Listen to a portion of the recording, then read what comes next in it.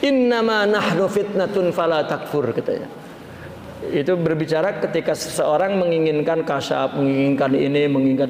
Jadi ketika seorang murid mendapat suatu kasyaf, suatu apa, ya, itu hanya godaan untuk memalingkan kita kepada selain Allah. Yang mana, yang dalilnya beliau mengutip innama nahnu fitnatun fala takfur. Ya, kami ini ujian, artinya selain Allah itu ujian. Kita orang bertarik itu Allah saja. Ya. Kami sampai bosan, guru kami itu mengatakan Allahu Abbas, Allahu Abbas, Allahu Abbas. Bas itu saja, Allah saja. Ya. Dengan mengutip ayat wa nahnu fitnatun fala takfur. Ya.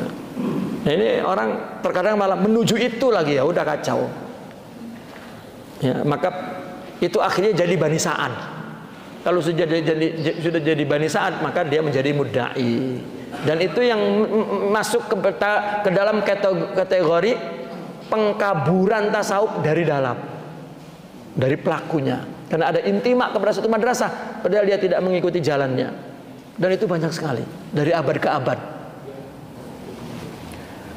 Taib. Wa yaksirul mas'alata wa yaj'alan nusba qalbihi talabal istiqamati wa kamal ubudiyah. Di sini beliau mengatakan yang dijadikan patokan nusba qalbi. Nusba qalbi itu patokan hati. Nusba itu kan patokan, ya. Patokan hati itu mencari istiqomah dan kesempurnaan ibadah. Dan ini mesti melakukan takwa. Cara menjaga takwa dengan waro. Dan kemudian memperbaiki istiqomah dengan apa? Mengikuti syariah. Dan kemudian tajrid dengan membangun, mengangkat, meninggikan himmah.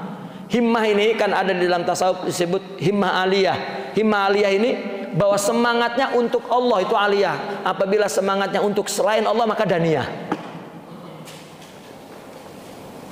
Itu. Maka di situ dikatakan summa tajridi bi rab'il himmati 'anil makhluqin. Kita ini sering terpengaruh dengan makhluk. Wa ta'alluqil qalbi bi rabbil alamin, dan menggantungkan hati kepada Tuhan.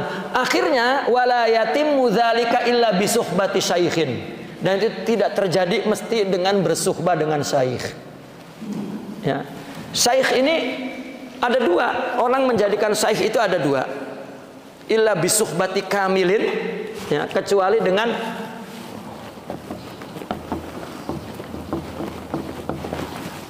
dengan bersuhbah kepada seorang kamil.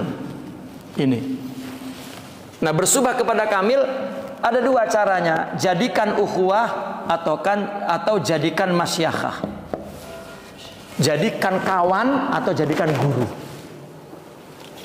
Kalau kita baca sejarah ulama dari abad ke abad, mesti berhubungan dengan orang yang kamil. Apakah sebagai kawan duduk di majelisnya dan mendengar nasihatnya dan mengamalkannya, ini namanya ukhuwah. Atau menjadikan guru, masyikhah.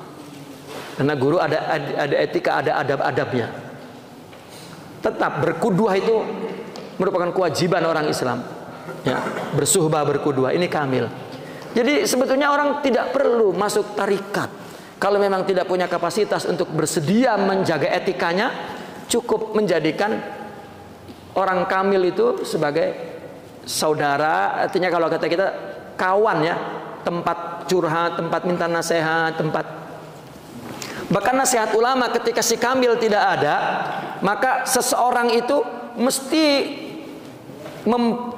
mendatangi lebih dari satu ulama, 10, 20, 30, ya, yang sanggup dia datangi, minta nasihatnya, ambil ilmunya, amalkan, dan jangan lihat kekurangannya. Ya, Imam Ibnu Arabi mengatakan jika ada orang alim tidak mengamalkan ilmunya, engkau ambil dan engkau amalkan, karena bukan ilmu dia, ilmu Allah. Mungkin dia dikasih hidayahnya belakangan, tapi kita pun ngaji dan paham bukan dia yang bikin, Allah. Gitu. Nah, itu ketika tidak ada kamil, maka dia mesti berkawan dengan beberapa ulama. Mesti ulama itu punya satu sifat yang baik. Kita ambil. Kalau 20 ulama, 20 sifat yang berbeda, dia yang kamil. Kalau dapat yang satu kamil, sudah istilah mereka, gigit dengan geraham jangan lepas. Gitu. Nah ini dikatakan oleh Syekh Abdullah Al-Bulali, ini mulai saya ringkas-ringkas ya. Jadi dalam kitab Taubat ringkasan Ihya, wala budda min suhbati kamilin, mesti itu. Mesti bersahabat dengan orang kamil yang meleburkan irodahmu kepada irodahnya. Panakib anhu, cari dia. Dan setiap negeri mesti ada. Beliau sampai mengatakan, billahi la ta'ish bidunih, demi Allah jangan hidup tanpa dia. Pasalamatu kama al ghairihi azizah. Keselamatan kita ya bersama orang yang selain dia itu susah. Nah ini di bawah Imam Zarruq mensyarahkan kamil itu ada 5 sifat yang perlu dipastikan. Kata beliau, suhbatu kamilin yuridu sawa'an dakhala ma'ahu alal ukhwah au alal masyakhah. Maksud kamil itu baik engkau datang kepadanya, menyertainya sebagai kawan atau sebagai guru. Yang penting iza ta'ahhala lil ibadah. Yang penting punya kecakapan untuk ibadah. Ibadah itu kata lain dari irsyad. Karena irsyad itu ibadah. Karena ada wali nggak bisa ngomong, wali nggak bisa membimbing, wali nggak bisa menguraikan perjalanan itu. Ya, kalau misalnya kita nanya dengan dia bagaimana, udah kamu taat saja kepada Allah, nanti Allah juga sudah nggak bisa lagi. Itu namanya tidak beribadahnya tidak ada, itu tidak ada irsyadnya. Makanya kan mursidul kamil katanya. Karena ada mungkin orang yang irsyad tapi tidak kamil. Ya. Nah orang yang kamil adalah orang yang telah sempurna, kerohaniannya telah sempurna. Ibaratnya kalau ruangan ini kapasitas cahayanya adalah 500 watt, maka telah terpenuhi 500 watt dan terang benderang. Bukan masjid sebesar ini cuma 20 watt, lah kan nggak sempurna namanya itu. Jadi keperluan yang digunakan oleh dia untuk mengenal Allah, beribadah kepada Allah, pertolongan Allah, cahaya Allah di dalam dirinya sudah cukup untuk diri dia. Dan maka nanti dia terangi orang lain. Dia menjadi cahaya yang berjalan di tengah-tengah manusia. Nah, itu juga kalau ketemu yang irsyad, malakahu qiyadahu, serahkan dirimu untuk dipimpin. Tetapi ba'da tahaqquqi halihil mu'tabar, setelah diteliti keadaannya yang mu'tabar di dalam sifat yang meliputi 5 perkara. Ya. Pertama apa? Nah ini salah satu ciri orang kamil yang dipetakan oleh Imam Zarruq. Yang pertama al-ilmi bil matlub.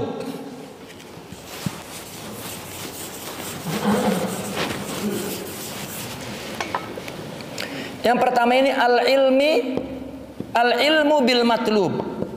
Dia mengetahui yang dituntut. Apa di dalam tasawuf ini yang dituntut ini? Agar kita sidik kepada Allah, agar kita mewarisi sifat-sifat mulia. Ya, dia memberikan ibadah. Ya, itu yang kita tuntut. Orang masuk tarekat itu mau cari apa? Itu. Ya. Nah maka dia mempunyai sifat itu. Artinya al-matlub ini ya al-kamal, kesempurnaan jiwa. Ya, dia betul-betul mengetahui bagaimana melawan hawa nafsu, bagaimana mendidik hawa nafsu, dan bagaimana menanganinya dan bagaimana mendidiknya. Itu betul-betul dia mempunyai pengetahuan itu. Tetapi ala wajhi tahqiq, ini yang penting. Pengetahuannya berdasarkan tahqiq, bahwa dia telah merealisasikan, melakukan tarekat dari, ya, bukan datang dari gunung tiba-tiba mengaku sufi, tidak. Dia ada sanadnya, ada gurunya, ada betul-betul tahqiq. Dilanjutkan bit tajribah, yaitu bit tarbiyah. Tajribah itu melalui dia ngerasain, ya, telah melakukan tajribah, percobaan, realisasi, melalui tajribah. Bukan dari buku, bukan profesor sufi, bukan. Tetapi dia dididik oleh guru dan melewati fase-fase itu, dan dia mengetahui ya, tentang mahalik, makhawib, ya, an-nafsiyah, tentang tahu apa wasawisus syaitan, hawajisun nafas. Jadi betul-betul dia mengetahui yang diperlukan itu. Tetapi pengetahuannya berdasarkan realisasi yang didapatkan dengan tajribah, tarbiyah, ngalami. Bukan mimpi. Ya, oh saya mimpi ketemu Nabi Idris, saya diangkat jadi wali, ya udah. Ya. Jadi wali di pinggir laut saja sana, jangan. Ya, tidak bisa. Mimpi dan bertemu para wali itu al-mu'anasah, at-ta'nis. Ya, hanya menenteramkan bahwa apa yang kau lakukan benar. Seperti mimpi lah. Ya, mimpi kan ya, hanya memberikan isyarat bahwa apa yang kamu lakukan benar. Ya. Yang kedua, wal basiratin nafizah. Ini mata batin, kalau nafiz itu yang cerdas, yang awas, tajam. Ya, artinya yang tajam itu yang bersih. Kalau nggak bersih ya nggak tajam. Sehingga ada pepatah, ada ungkapan mereka begini. Seorang yang hatinya, seorang yang belum bisa merasakan kotornya hati orang lain berarti belum bersih jiwanya. Gitu. Kenapa? Karena jiwa yang begini. Orang jika menjaga ruangan ini bersih, maka kalau ada kotoran sedikit saja, wah kotor, kelihatan dan langsung dibersihkan. Tapi kalau yang rumahnya memang kotor, yang udah nggak ngerti apa-apa, ya nggak apa-apa, ya nggak apa-apa, ya memang kotor sudah. Jadi nggak merasakan kekotoran, itu maksudnya. Ya, terutama pada dirinya. Ya, itu sebab apa namanya? Mereka itu punya sifat muhasabah itu yang betul-betul sabitah. Artinya introspeksi, merasakan kalau dia salah itu kepada Allah. Itu kan para sahabat ya. Kenapa para sahabat itu kalau habis berbuat dosa lari ke Rasulullah, ya Rasulullah hukum saya. Karena kebersihan hatinya itu membuat dia tersiksa karena melakukan dosa. Ya, dia lebih tersiksa, bahkan mereka mengatakan lebih tersiksa di dunia daripada di neraka. Karena kalau di neraka itu ya untuk dikuliti, dihapus, dibersihkan. Ya. Itu pandangan mereka. Tapi kalau di dunia, kalau nggak diampun, sudah di sini dibendu, katakan, di akhirat disiksa. Maka mereka bikin akhirat itu di sini. Secantik-cantiknya surga dibikin, seindah-indahnya dengan perbuatan yang paling indah lillah. Jadi itu pekerjaan orang tasawuf itu. Maka itu tajam sekali itu basirohnya. Dan ma'aiskati hawa, disertai pengguguran hawa. Tidak ada kecenderungan hawa itu selalu ditolak, maka cerdas terus. Dan yang ketiga, wal amali sabit. Nah, amal sabit ini amal yang mengakar ke dalam jiwa. Kalau ini tentang sunnah, tentang hadis, amal sabit itu amal yang ada dalilnya. Tapi ini tasawuf. Amal sabit itu amal yang memang sabit. Ya. Ada wujudnya, ada subut di dalam jiwanya. Kalau dia sholat, khusyuk, tunduk betul hatinya. Secara umum ibadah memang dia mempunyai sifat ubudiyah, kehambaan. Itu betul-betul di sininya durian, maka keluarnya juga durian. Ya, kalau kita kan buaya kan, ya cinta tetapi hatinya nggak cinta, kan itu lain, bertentangan. Itu tidak siddiq. Dia betul-betul kan mereka mengatakan amal itu kan ada dua, ada surahnya yang muncul di zahir, ada hakikatnya yang tertanam di batin. Itu namanya amalnya sabit, di batinnya ada, bukan tipu-tipu. Dan yang keempat, wa al-himmah al-aliyah. Ini artinya semangatnya untuk Allah saja. Makanya dia bilang bitarkil khalqi, makhluk dia buang, dunia dia tolak, nafsu, hawa, syaitan. Artinya apa yang dilakukannya bukan karena Allah, bukan karena makhluk, bukan karena dunia, bukan karena nafsu, bukan karena hawa, bukan karena syaitan.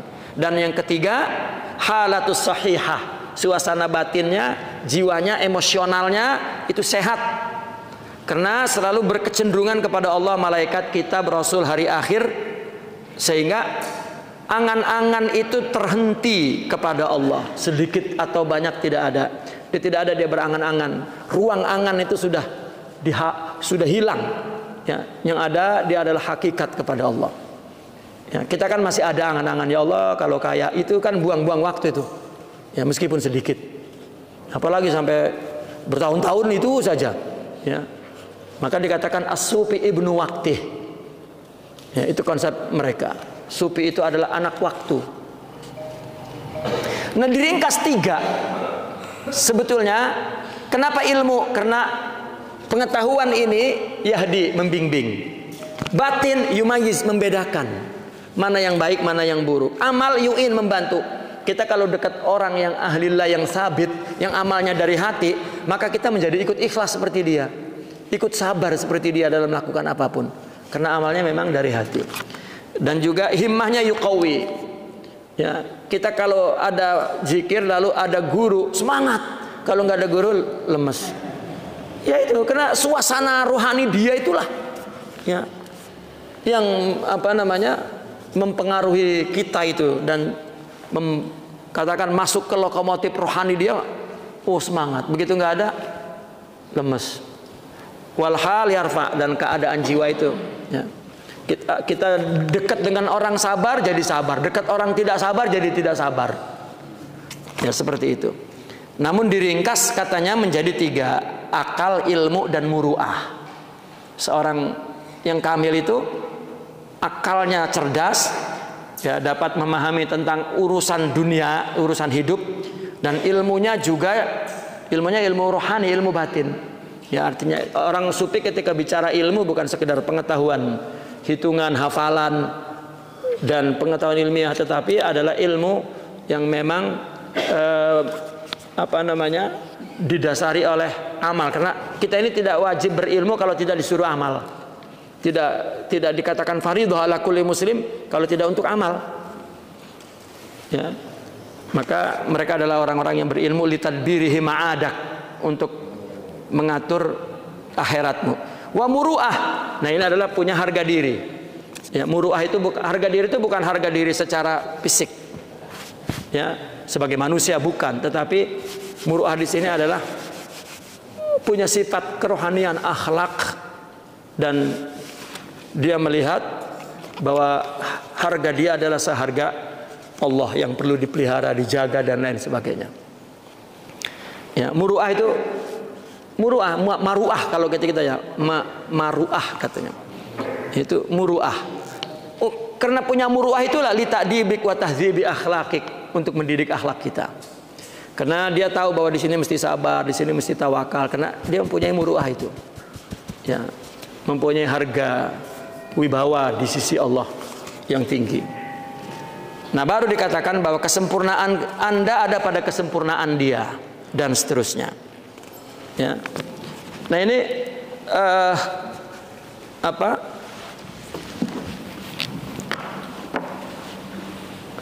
ciri-ciri seorang sufi. Kemudian di situ ada qasidah. Nah, qasidah itu disimpulkan menjadi 3. Ya, qasidah itu disimpulkan menjadi 3. Inna tawahi padluhu la yungkar. Tawahi di sini maksudnya suhbah, bersaudara. Ya, bersaudara itu keutamaannya tidak diingkari. Wa in khala an syartihi la yuskar. Tetapi kalau bersahabat, ya, orang yang kita sahabati yang menjadi guru kita kurang syaratnya, maka la yuskar, akhirnya tidak disyukuri, tidak membuahkan apa-apa.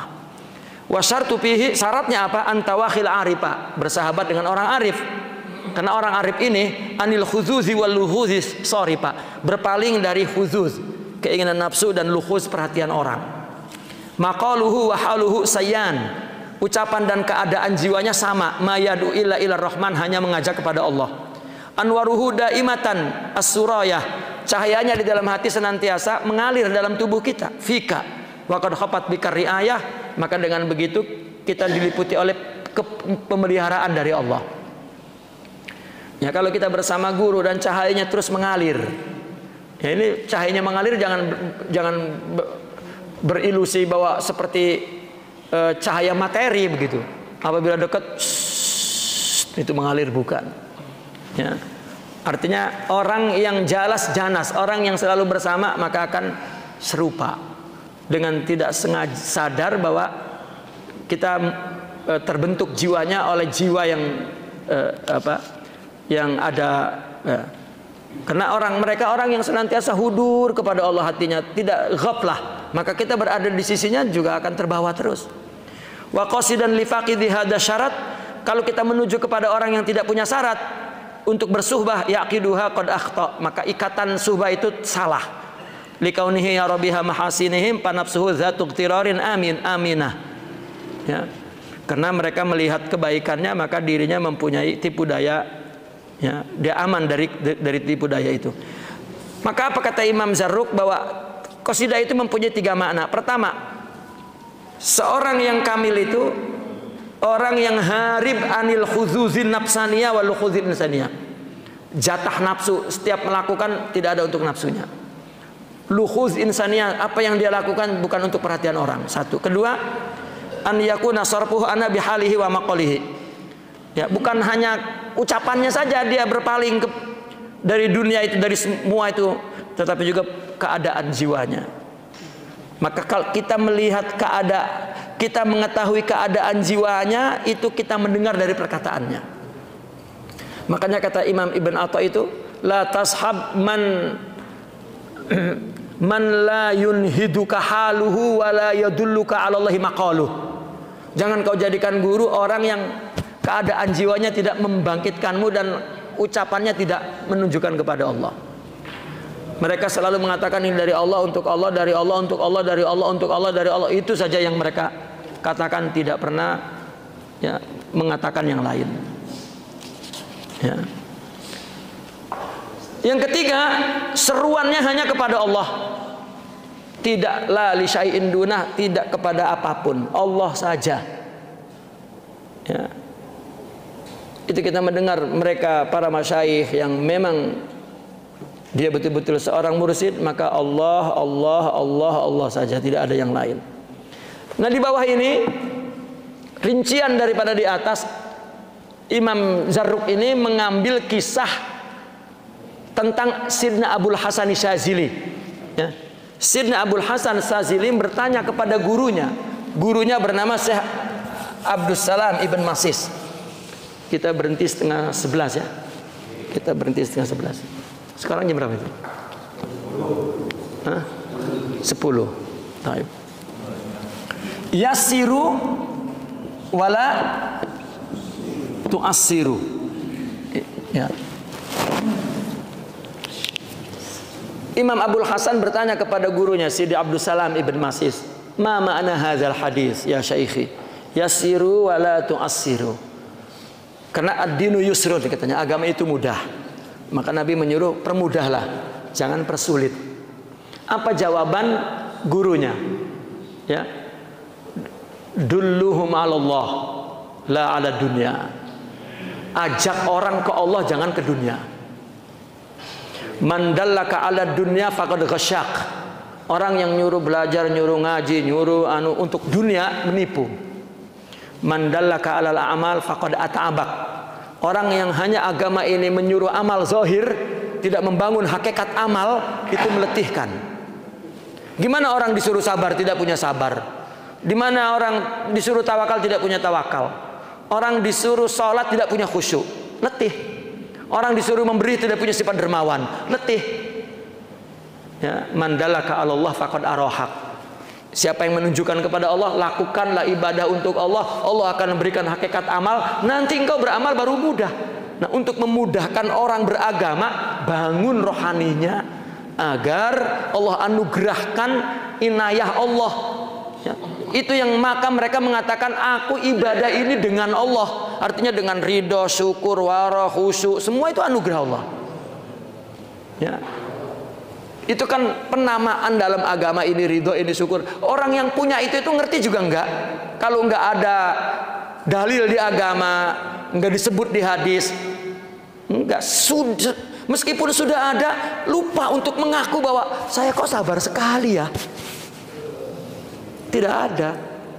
Ya. Bukan seperti ibu-ibu, saya ini kata orang sabar. Kata kamu, ya tahu. Ya kata orang, itu pengen supaya pengen dibilang sabar itu pakai ngaku. Saya ini kata orang sabar. Kamu kok Bu sabar banget? Kalau saya punya laki begitu udah saya buang. Iya, saya itu memang sabar. Ya, padahal bodoh. Ya sabar kok ngaku gitu. Itu nggak punya. Ya nggak punya. Ya, orang kan kerjanya ngaku-ngaku kan karena nggak punya. Kalau udah punya ya sepi. Gitu. Nah itu yassiru wala tu'assiru. Dari konteks ini seolah-olah Imam Az-Zarruq menjelaskan bahwa apa yang dilakukan oleh tarekat sebetulnya untuk mempermudah ya, agama ini. Karena kalau kita paksakan, coba ada orang sedang semangatnya, timbul semangat yang mengebu-ngebu, sholat malam sampai 6 kali salam, baca Quran sampai pagi. Setelah itu kapok 2 tahun. Kena nafsu. Kalau nggak ada bimbingan, nggak tahu bagaimana membangun rohani yang betul-betul konstruktif dan betul-betul integral, ya betul-betul jadi rohani itu dalam tarbiyah ruhiyah. Ya bukan atas dasar kepengen. Nah kan ilmu itu kan menimbulkan ilham malaika. Begitu ngedenger Qiyamul Lail, tapi sekali itu seorang ustaz menulis buku tentang Qiyamul Lail, faedahnya bla bla bla bla bla bla bla bla bla. Itu kan motivasi, itu kan emosional. Malam-malam. Untuk tujuan apa yang digambarkan oleh itu nanti Qiyamul Lail ini. Itu bisnis. Ya. Enggak ada. Ketenangan itu hanya ada Allah di sini. Ada maqamat, ada ruhiyah, ada akhlak. Dan itu hanya Allah berikan kepada orang yang coba sampelnya itu adalah Allah berbicara tentang ikhlas. Kata Allah, al-ikhlas sirrun min asrari auda'tuhu qalba man uhibbu min ibadi. Rahasia ikhlas itu adalah salah satu rahasiaku yang aku sematkan ke hati orang dari hambaku yang aku cintai. Ya berarti kan sifat ikhlas, sabar, syukur itu sir. Ya, maka lihat di dalam tasawuf untuk menyebut isi makomat itu anwar, asror. Ya. Atau terkadang dia mengatakannya nafahat, madad. Itu adalah perkara yang sama, benda yang sama. Ya, yaitu apa? Bahkan kalau secara syar'i disebutnya inayatullah, pertolongan Allah. Kita dikasih musibah, maka Allah kasih pertolongannya dengan sabar. Gitu. Ya. Allah kasih ujian, misalnya, maka Allah tolong dengan sifat ridho. Itu inayah. Ya. Orang sepi menyebutnya maqamat, itu dalam konteks tarikat. Kalau dalam konteks hakikat, itu adalah hakikat atau anwar atau asror. Nah ini yassiru wala tu'assiru. Ya, orang yang mengajak untuk dunia menipu dan seterusnya. Nah baru Imam Ahmad Zarruq mengutip pendapat ulama di kitab Lataiful Minan. Ya, qala fi Lataifil Minan, kata ya ini Imam Zarruq mengutip kitab di Lataiful Minan. Lataiful Minan ini ya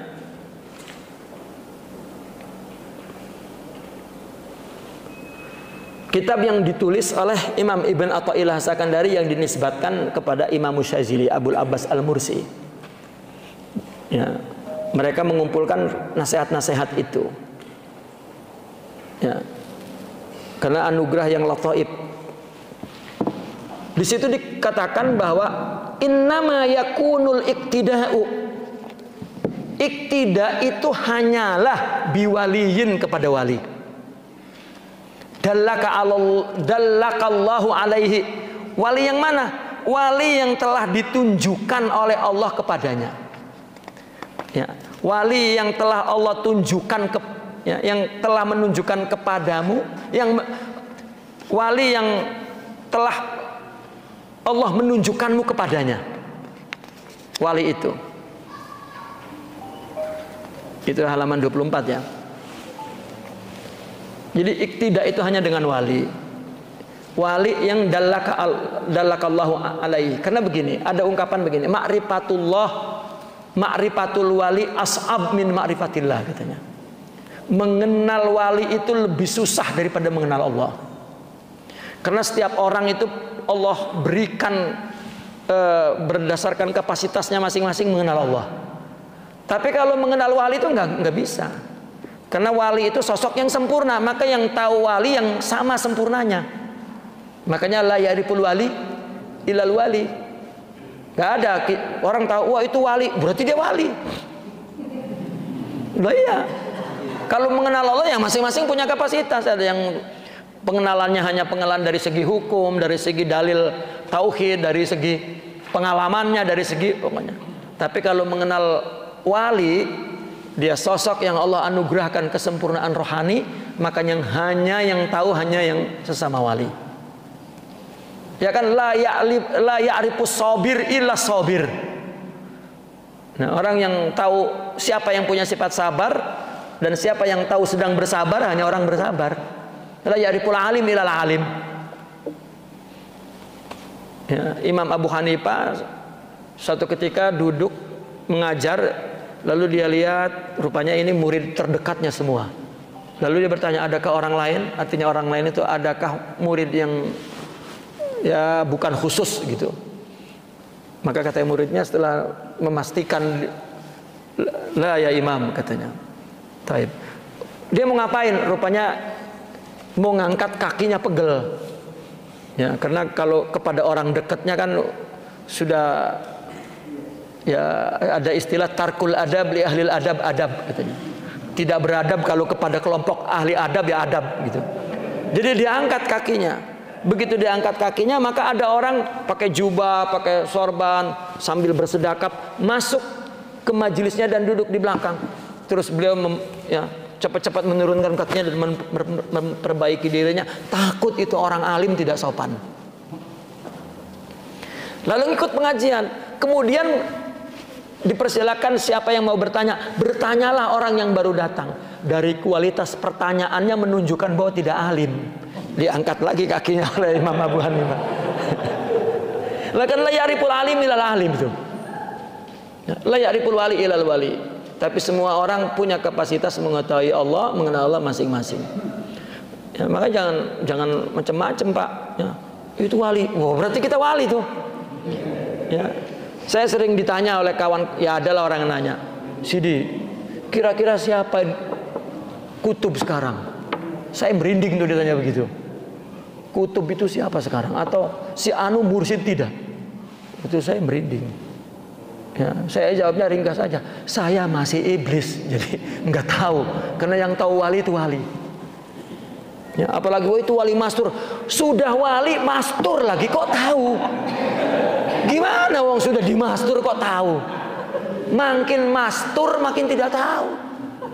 Makanya saya khawatir yang diangkat-angkat mastur itu majnun. Serius, ya, serius. Gimana?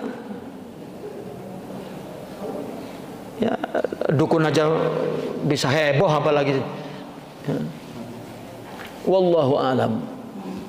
Satu ketika saya bersama guru saya di satu tempat. Lalu di tempat itu menghadirkan orang yang disebut majdub dan mastur. Ya, guru saya duduk, saya jauh di tempat itu. Nah, orang yang dianggap mastur itu didudukan di sebelahnya. Dikenalkan ini wali mastur, wali majdub. Ya, itu guru saya nggak mau menoleh, dia saja. Lalu dia mencari-cari saya, lalu dia mengedipkan matanya, memanggil saya. Rupanya tangannya dingin. Ya, kamu jangan jauh-jauh dari saya. Dia pegangin tangan saya, diremes-remes sampai. Ya. Lalu dia nanya, kamu tahu itu siapa? Saya tidak tahu, Sidi. Kalau memang dia mastur, kenapa dipertontonkan? Yu'zi, menyakiti. Allah sudah tutupi, kenapa dibuka-buka? Itu menyakiti dia. Ya. Kata beliau, mudah-mudahan majelis ini tidak lama. Karena majelis kedua itu tidak berguna adanya wali mastur. Ya. Karena dia ngomongnya ngaco. Wali mastur itu kan wali yang tidak sempurna, wali nakis. Bukan wali nakis itu bukan wali yang rendah. Mungkin di sisi Allah sangat mulia, tetapi dia tidak patut dihadirkan untuk qudwah. Udah biarin di dunianya. Ya, seperti di Cirebon itu ada Mbah Panani itu loh.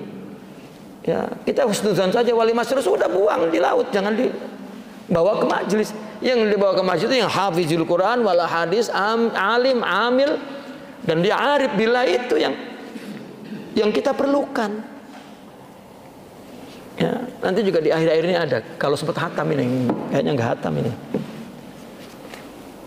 Nah, lihat apa yang diambil dari ini sekarang akhirnya bicara tentang syaikh, karena ini tarekat. Ya, karena tarekat. Jadi perjalanan tarekat itu kan ada muqaddimahnya dan ada hakikat perjalanannya dan ada hasilnya. Tetapi kata beliau, ketika berjalan mesti ada teman yang mendampinginya, yaitu orang yang kamil dalam urusan ini. Yang tadi syaratnya ada 5 itu. Dia mengetahui tentang perjalanan ini, itulah yang kita matlub. Tetapi pengetahuannya ala wajhi tahqiqi bit tajribah. Ya, bukan dengan hayal-hayal, tidak, dan seterusnya. Nah, maka baru ada motivasi-motivasi untuk menjelaskan tentang suhbah itu kepada guru, bahwa iktidah itu kepada wali. Kenapa kepada wali? Karena wali itu akan atla'aka ala ma auda'ahu min siril khususiyah.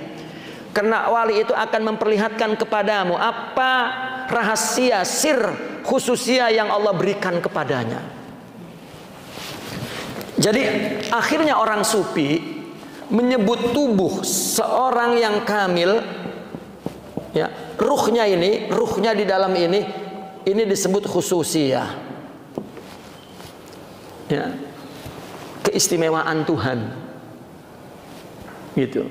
Dan ini adalah sir, ya, ini adalah tersembunyi, abstrak, tidak kelihatan. Makanya makrifat wali itu susah. Nah, bagaimana cara kita ketemu kepada sosok ini, katakan wilayah khususiyah atau banyak istilahnya. Kita kan bertarekat itu untuk menyambungkan ini. Fisiknya siapa saja. Mungkin fisiknya bernama Ibrahim, nama Musa, nama Ahmad, nama Mahmud, nama Hamid. Itu banyak, tapi wilayah itu tunggal. Ya, jelmaan wilayatullah, sifat Allah, inayah Allah, tunggal, berada dalam puluhan tubuh di tempat yang berbeda, di zaman yang berbeda, untuk menjelaskan ketauhidan Allah. Itu wali. Ya, ini disebut kenapa khusus ya? Karena terselindung oleh tubuh yang secara umum kita hanya melihat tubuh. Coba ada seorang wali, kan, muridnya itu sangat ideal melihatnya, agung, tapi pulang ke istrinya itu, tanya istrinya, "Bunyai iki sopo?" Apa kata Bunyai? "Monyet."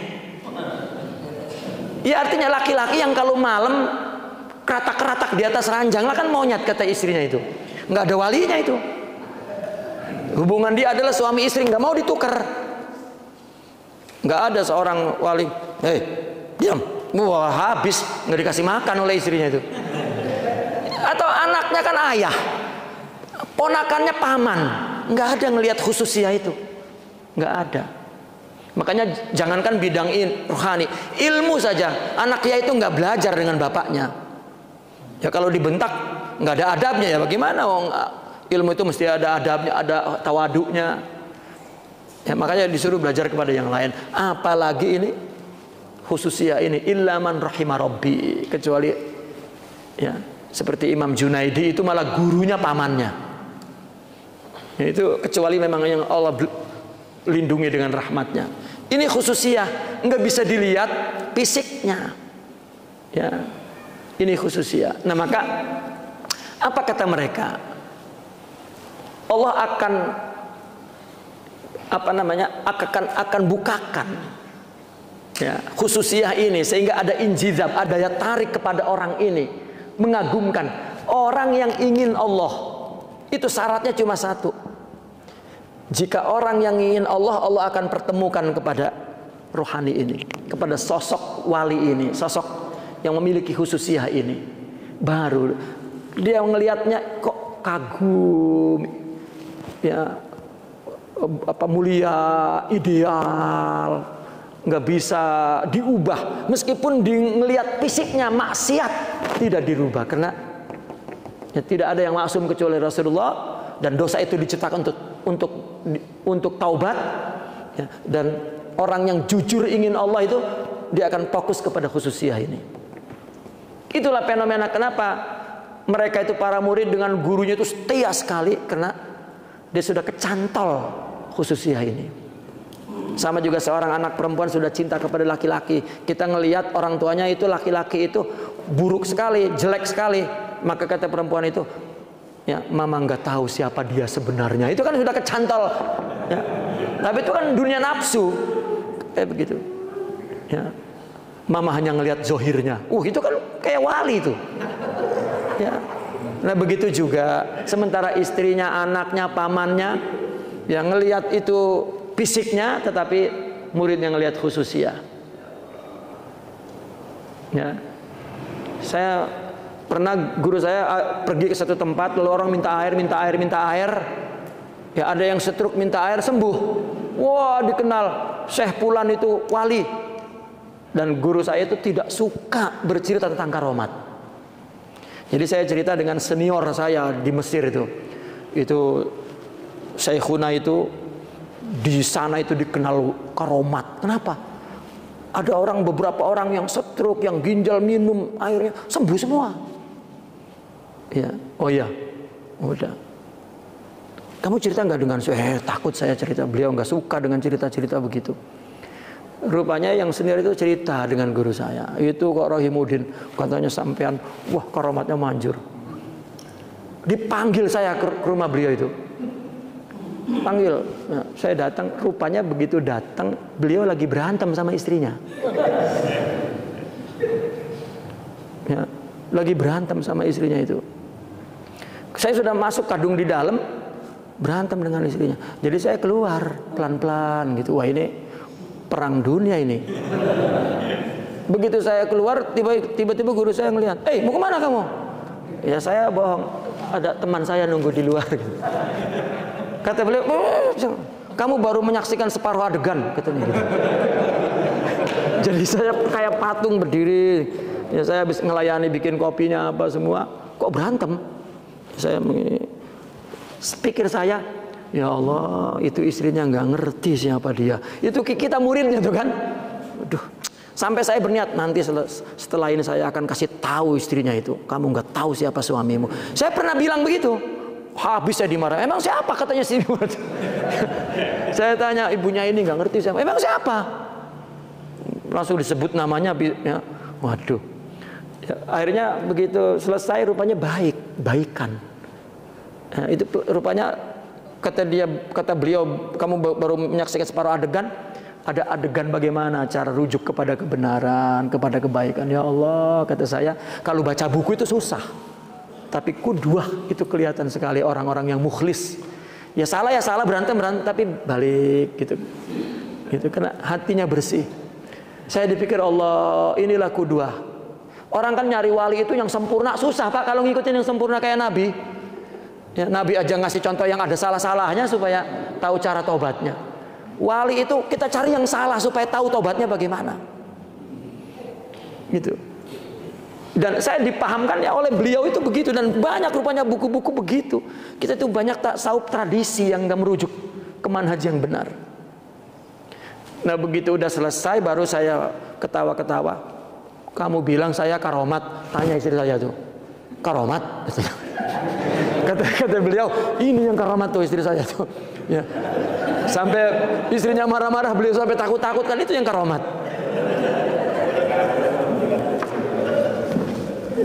Ya. Itulah yang dikatakan bahwa ma'rifatul wali as'ab min ma'rifatillah. Perlu kejujuran hati ingin Allah, baru Allah jumpakan dengan khususiatul aulia itu.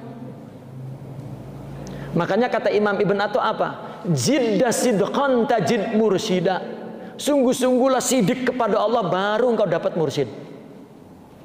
Maka pertama kali orang itu ketika masuk tarekat, sahih aqidatak, murnikan ingin Allah, baru ngelihat, oh ini guru saya, itu khususnya. Kalau nyarinya dukun ya ketemunya dukun, nyarinya tukang obat ya ketemu tukang obat ya. Nah itu di bawah beliau berkata, walaisa saykhuka man sami'ta innama saykhuka allazi akhadta anhu. Guru itu bukan yang kau mendengar, bukan ngaji, tetapi guru itu akhadta anhu, meniru, mengambil ya. Akhadta itu meniru kalau bahasa kitanya, akhadta anhu, mengambil darinya ya, mengikuti sifat sabarnya, mengikuti, karena menjalas janas. Laisa saykhuka man wajahatka ibaratuh, innama saykhuka alladzi sarat bika isyaratuh. Saya itu bukan yang ibaratnya, ucapannya, kata-katanya yang mengarahkanmu ya, tetapi guru itu adalah yang isyaratnya mengalir kepadamu. Apa isyarat ini? Guru itu tidak pernah menyuruh amal A, B, C, D, tidak, tetapi dia menularkan, mensinergikan, membentukkan, membangunkan, mewariskan ke dalam rohani. Nanti tiba-tiba kita mampu mengamalkannya. Itu bil isyarah, bukan bil ibarah. Ya. Artinya dengan isyarat perbuatan, dengan isyarat nasihat, tidak menyuruh kepada seseorang dan kamu lakukan A, B, C, D. Nah, orang ngarepin itu, wah saya pengen ditunjukkan kepada guru saya kalau saya ini wali misalnya, nggak bisa. Nggak ada guru yang mengatakan ibadah itu. Bahkan seorang murabi itu tidak ingin pikiran dan tawajuh seseorang untuk selain Allah, itu nggak mau. Termasuk kepada ibadah karena surga, termasuk kepada bilangan ibadah yang banyak, tidak. Ibadah itu diserahkan kepada kita, ilmunya pelajari silahkan. Kalau mau belajarnya dengan dia, beliau akan menerangkan fikihnya. Tetapi untuk membangun makomat ruhani itu, agar kita juga memiliki khususiyah itu, wilayah itu, maka itu tidak dianjurkan untuk melakukan dari perbuatan, dari ucapan dia, tetapi dari isyarah ya, dari isyarah. Walaisa saykhuka man da'aka ilal bab innama sayyuka alladzi rafa'a bainaka wa bainahal hijab. Syekh itu bukan menyampaikan kita kepada pintu syariat, tetapi yang mengangkat hijab antara kita dengan Allah. Dan banyak sekali itu perkataan tentang guru itu apa ya.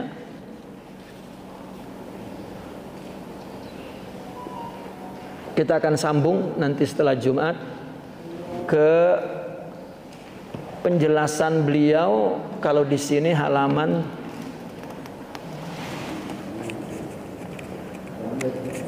yang suman nasu fi hadhihi arba'ah itu. Suman nasu fi hadhihi arba'ah, halaman 30. Ya. Ke halaman 30 nanti habis Jumat kita mulai dari situ insyaallah. Yang kita lewati itu sebetulnya penjelasan tentang guru itu, ya mursyid itu seperti ini, seperti ini, seperti itu bisa dibaca ya. Naqifuna walhamdulillah. Al-Fatihah.